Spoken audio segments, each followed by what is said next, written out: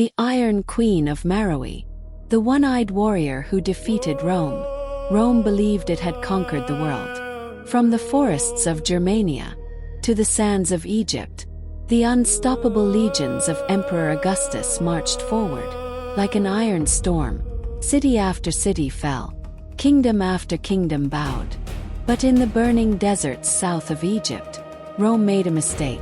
They thought they were invading a desert. Instead, they ran into a nightmare, a one-eyed queen, a warrior monarch who did not fear Rome, and did something no one else dared to do. She defeated Roman legions, captured Roman cities, and when the war was over, she took a statue of the most powerful man in the world, Emperor Augustus himself, cut off its bronze head, and buried it beneath the steps of her temple. So every single day, she could walk on the face of Rome. This is the story of Queen Amanirenas, the Iron Queen of Meroë, the African ruler who humiliated the Roman Empire, and the war Rome tried to erase from history. To understand the war between Rome and Kush, we must first travel to a kingdom many history books barely mention, a kingdom older than Rome, more mysterious than Egypt, the Kingdom of Kush. Located in modern-day Sudan, Kush had existed for over 1,000 years. Its capital city, Meroë, a breathtaking metropolis rising from the desert. Thousands of iron furnaces burned day and night. The air shimmered with heat as blacksmiths forged weapons, tools, and armor. Because Meroë was not just a city, it was an industrial powerhouse of the ancient world. Historians today call it the Birmingham of Africa. Iron weapons, iron tools, and armor. While Rome relied heavily on bronze and imported metals, Kush produced iron on a massive scale. And that meant one thing: the kingdom was ready for war. But Meroë's power was not just military. Its pyramids rivaled those of Egypt. More than 200 pyramids dotted the desert.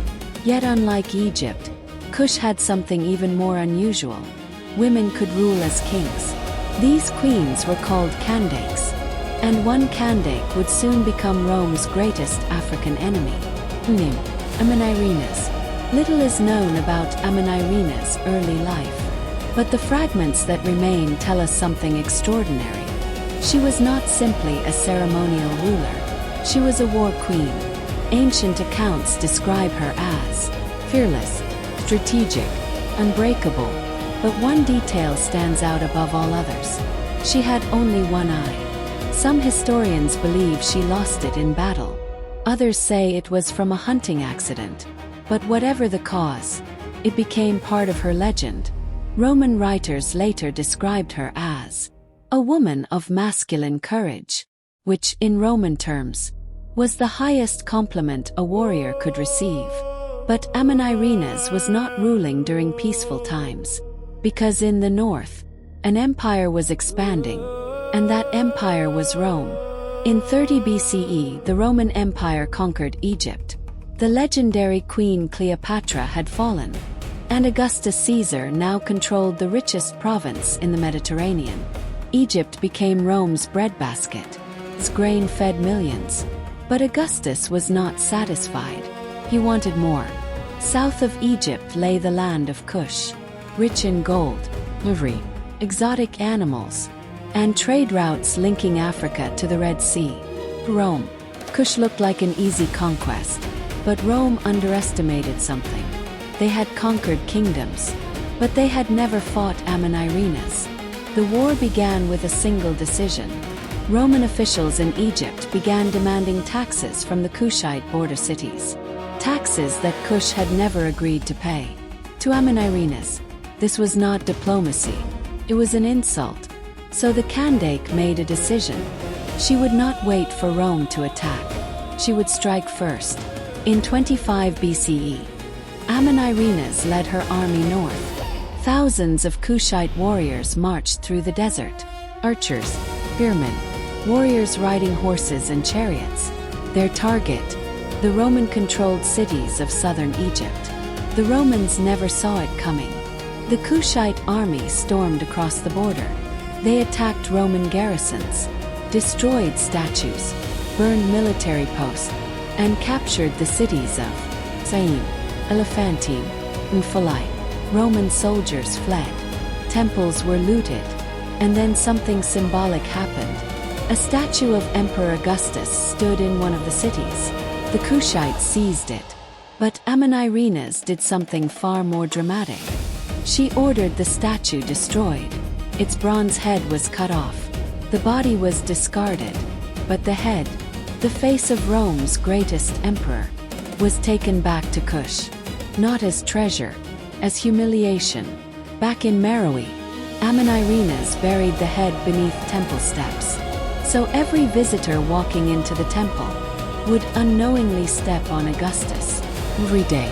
For years, the message was clear. Rome was not feared in Kush. It was mocked. News of the invasion shocked Rome. Augustus ordered retaliation. The Roman governor of Egypt, Publius Petronius, marched south. Thousands of Roman legionnaires advanced toward Kush. Disciplined, heavily armored, the most feared army on earth. They recaptured the lost cities, then pushed deeper into Kushite territory. Roman forces reached the city of Napata, an ancient Kushite capital. Petronius ordered it destroyed. Temples burned, palaces shattered, statues toppled. Rome believed the war was over, but Amanirenas was still alive, and she was preparing her greatest battle. Roman legions advanced further south, confident, victorious, but they were entering unfamiliar land, the Nubian desert, and Amanirenas knew every inch of it. The Kushites used guerrilla warfare, hit-and-run attacks, ambushes, night raids. Roman supply lines collapsed. Soldiers died from heat, thirst, and arrows. Eventually the Roman advance stalled. Petronius realized something terrifying. The Kushites were not defeated. They were bleeding Rome dry. And the war was costing too much. So Rome did something unexpected. They offered peace. Amanirenas sent ambassadors north. They traveled all the way to meet Augustus himself. The emperor expected submission. Instead, the Kushites negotiated as equals. And incredibly, Rome accepted. The treaty terms were astonishing. Rome withdrew its forces. Kush kept its independence. And most shocking of all, Rome cancelled the taxes it had demanded. Amanirenas had forced the most powerful empire on earth to compromise. The war was over, and Kush had won. For centuries, the story of Amanirenas faded. Rome wrote most of the history books, and Rome preferred stories where it always won. But archaeology tells another story. In the ruins of Meroë, archaeologists discovered something incredible. Buried beneath the temple entrance was a bronze head, the head of Augustus Caesar, exactly where Amanirenas had placed it. Proof that the story was real. Proof that Rome had been humiliated.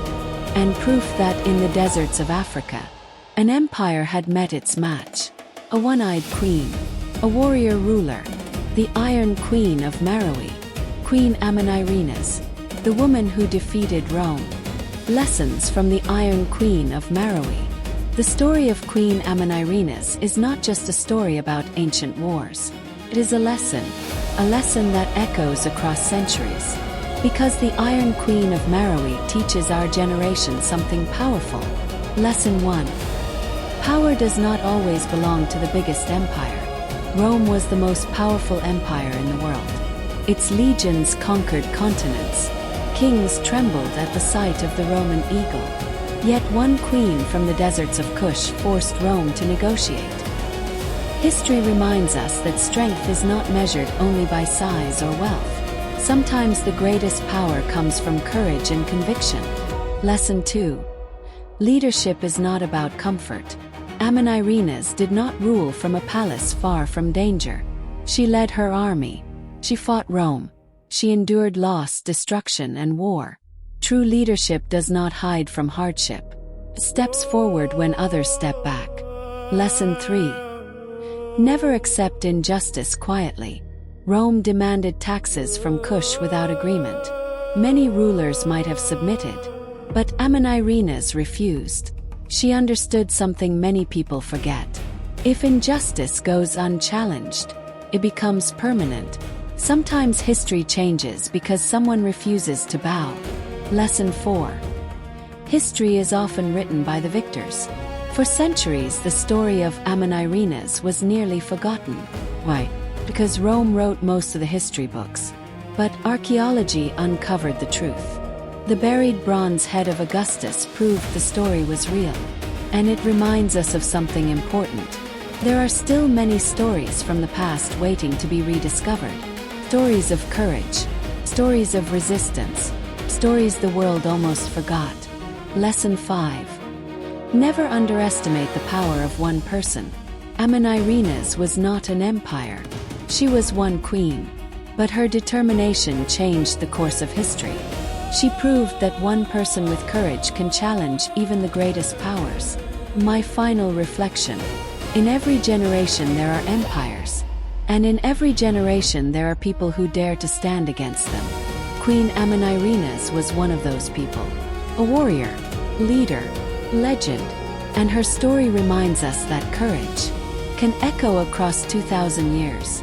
History often forgets its greatest rebels, but their stories survive in the sand. If you enjoyed this journey into ancient history, make sure to like, subscribe, and share this video, because the past still holds thousands of stories waiting to be rediscovered, and some of them are more powerful than empires.